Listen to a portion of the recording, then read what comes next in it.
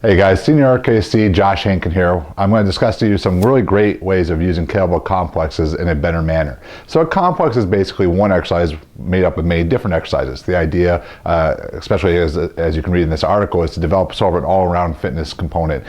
Great flexibility, mobility, stability, strength, conditioning, all around work at different points of motion, angles, and so forth. It's really great to do, especially when you're trying to get some specialized training or before you get into specialized training.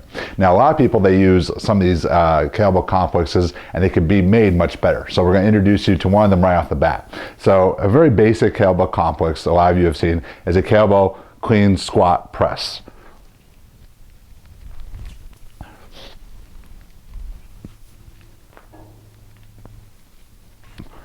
Now, nothing inherently wrong with that complex. However, what you're going to find is that you're going to be very limited by the weight you can press. Now, in Olympic weightlifting, you'll see lifters use a similar complex, but they'll use a push press, push jerk, and that helps balance out the loading a little bit. Because we may have such a discrepancy in the loading, you're not really taxing the clean or the squat. A better way of using this drill would be to actually break it down into segments.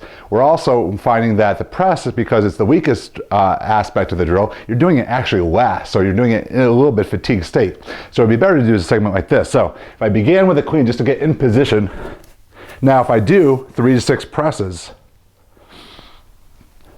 now as I'm doing this, I'm doing the weakest portion first. Now I can move into a squat for 3 to 6.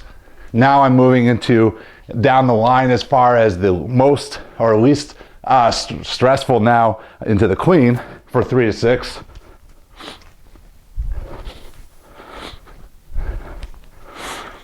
I can still get the metabolic or conditioning effect of a complex, but I've worked from the exercise that's most difficult in the press to the squat to the least difficult out of the exercise, which is the clean. So a lot of times you have to look at what you're trying to get out of the complex and making it smarter and better by segmenting it before you start flowing them. In later kettlebell complex, we'll show them in a few, we'll show you how you can stress equal portions of the kettlebell complex a lot more appropriately so you can flow them together. So this is one way of doing a complex. We're going to address some other complex issues in the upcoming portions of this video. All right, before we get into some of the more unique kettlebell complexes you can develop, let's go over one of the more common ones. So something that drives me absolutely up the wall is when I see people repetitively use the same movement pattern, such as the hip hinge, and they don't even use it in the right order. For example, I'll show you what I'm referring to. So if I take my kettlebell and I perform a snatch, and a lot of people will move into a high pull, and then finally a clean, and then they'll repeat the whole process again.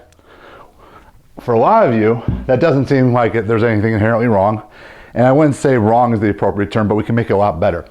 The reason that, again, similar to our last clean squat press, is that the snatch is the most difficult, high pull second, clean is the least difficult out of the 3. So if I go down them successively, basically I'm going to start doing the snatch again when I'm a little bit fatigued. The better option, again, similar to our clean squat and press example, would be to go ahead and begin with 3 snatches, I'm sorry.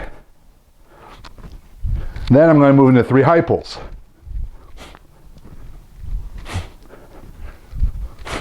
Then finish with 3 cleans.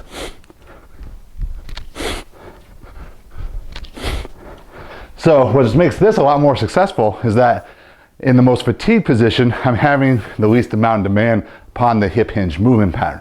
So if you're going to use something like the same movement pattern throughout the series, make sure you start with the hardest exercise, segment it, work to the next, and then finally work to the easiest. It's a lot more optimal, and because the snatch requires more technique, it's going to save you a lot more energy and you're going to build a lot more proficiency if you do that one first and move down the line of these.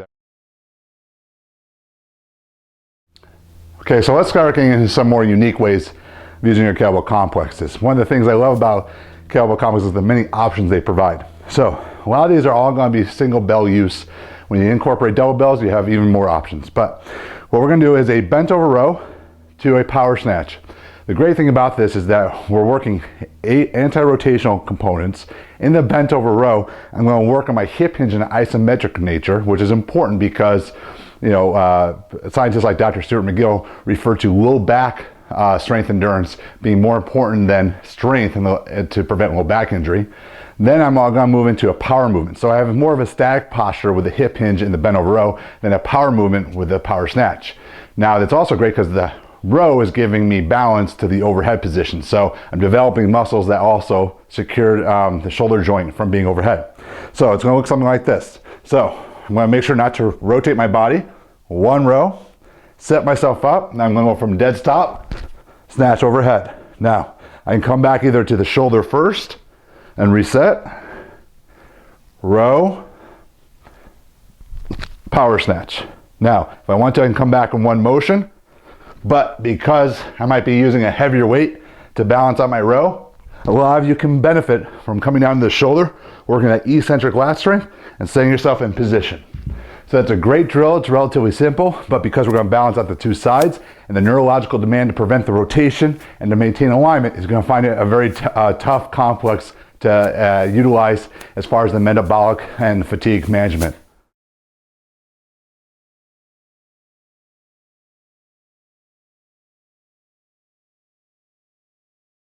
All right, so now we can add a little bit more movement to our kettlebell complex. What we want to do in complexes is train a lot of different planes of motion, levels of stability and instability, and really build in any of those general weaknesses we'll have when we start loading you a little bit more heavily.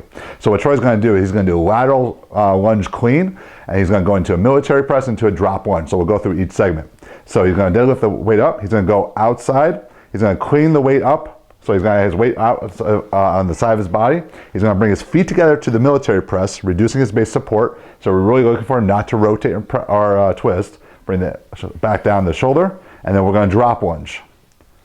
So the nice thing is that we're stressing all segments of the complex now. We're in the traditional sort of clean squat press.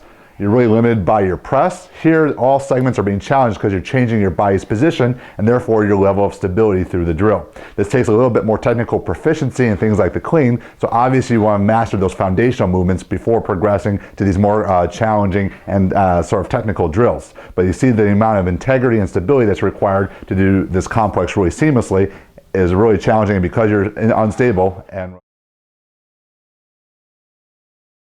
the next complex definitely has a high technical component, but it's a great way to use your kettlebell complexes and reinvest back into your lighter kettlebells, because really a purpose in sort of your complexes, as I mentioned in the article, is developing movement patterns in a lot of different ways, dealing with a lot of different forces so that when you load yourself, you're able to tolerate those to a higher degree because your inner muscular coordination is at a higher degree. So what we're going to do is basically a tactical lunge clean into a rotational press. This has a lot of different components to it, so you definitely want to start lighter, start a little bit slower. So Troy's going to demonstrate by taking the weight up into one hand. He's going to drop step lunge to the same side of the kettlebell, pass in between just like you would in tactical lunge, but now he's going to accelerate up into a clean. Once he's up into the clean, he can make his feet a little bit wider. He's going to rotate up into a press. So in the tactical lunge, we have anti-rotational forces going on. In the rotational press, obviously, we're trying to rotate. He's going to come back down the same side. He's going to pass through his legs, drive on up. Now the reason this works so well is that a drop lunge is still hip flexion and hip extension. So as he comes up, it's the same hip extension as we would see in hinging and extending his hips in the typical clean.